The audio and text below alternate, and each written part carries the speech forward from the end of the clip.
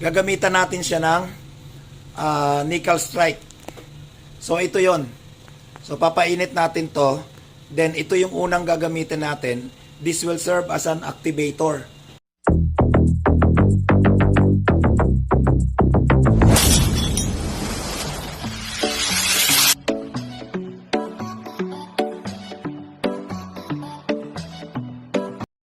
Magandang araw guys.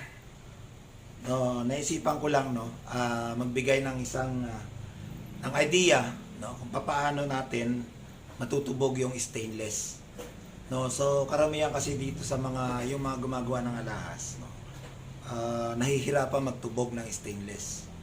Pag may magpapatubog ng stainless is minsan tinatanggihan. So in this video, ipapakita namin sa inyo kung paano magtubog ng stainless. Meron tayo ritong yung bracelet ng relo, stainless. Yan. So ito ang itutubog natin sa yellow gold. Alright guys, tingnan natin yung proseso para magkaroon kayo ng idea. Let's go! So syempre una guys, linisin natin yung alahas. Yung stainless, yan.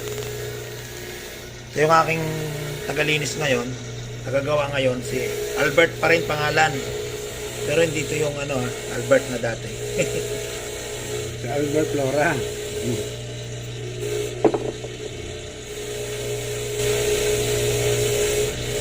Yun. So pinapolish niya yung bracelet.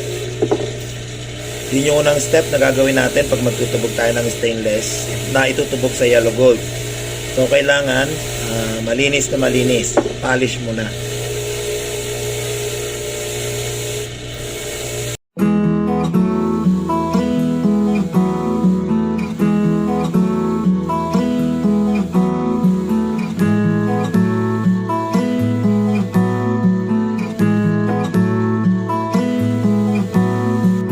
Ngayon guys, buffing naman. After na mapolish natin, matanggal yung mga gasgas, ay kintabi naman natin.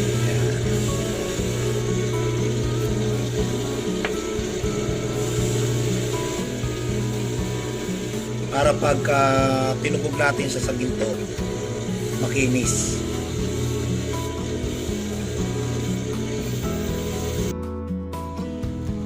Yun. So ngayon guys, lalagay naman natin siya sa ultrasonic cleaner.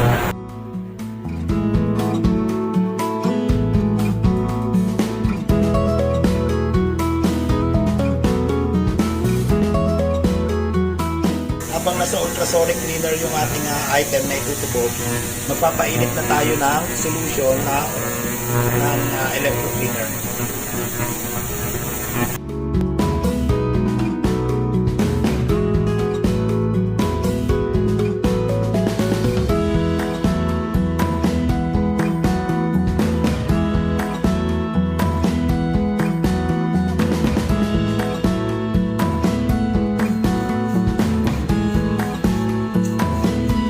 Sa cleaning process pa rin tayo, Yan, medyo pinabrush ng konti. Kasi pinalambot na ng ultrasonic cleaner yung mga duming nakakapit. Ngayon, para sigurado tayo, after na mabrush yan, padadaanin pa rin natin sa electro cleaner para isuka niya yung mga nasa loob na dumi.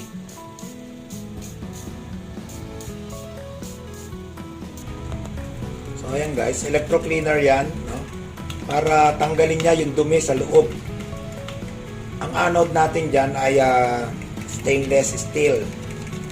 Tapos 6 volts. Dami,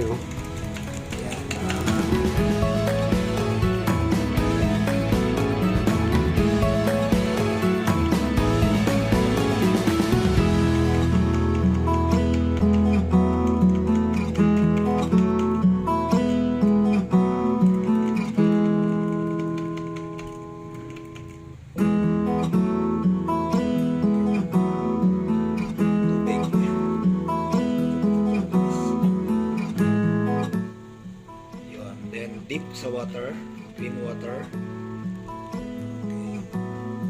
Okay.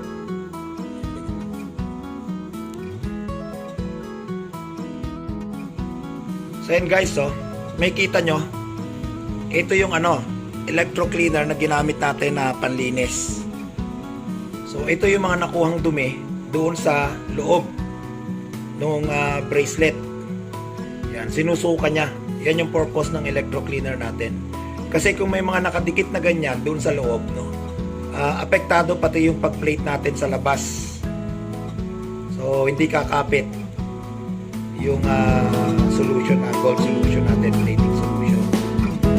At saka kumapit man siya, iba yung kulay, maitim. Kasi madumi. Yun. So, pag magpi-plate tayo, siguraduhin lang na laging malinis. Guys, no, after natin matapos doon sa electro cleaner, gagamitan natin siya ng nickel strike. So, ito yon. So, papainit natin to. Then, ito yung unang gagamitin natin. This will serve as an activator.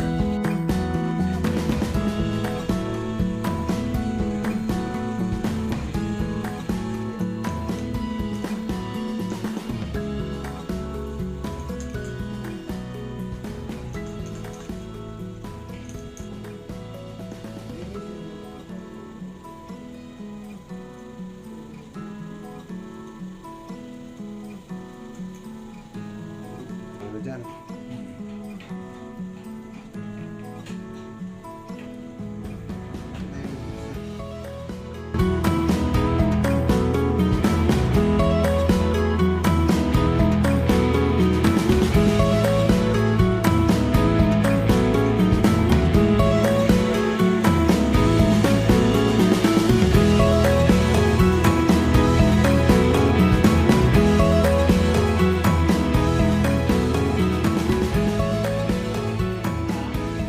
So ayan na guys, no. So yun, hindi ko nahabaan yung video ko na to guys. I hope na may natutunan kayo doon sa video yung ginawa natin kung paano itubog sa ginto ang stainless steel. So ilalagay ko lahat ng buong proseso doon sa ating description. Alright guys, maraming salamat. Hanggang dito na lang. Bye bye.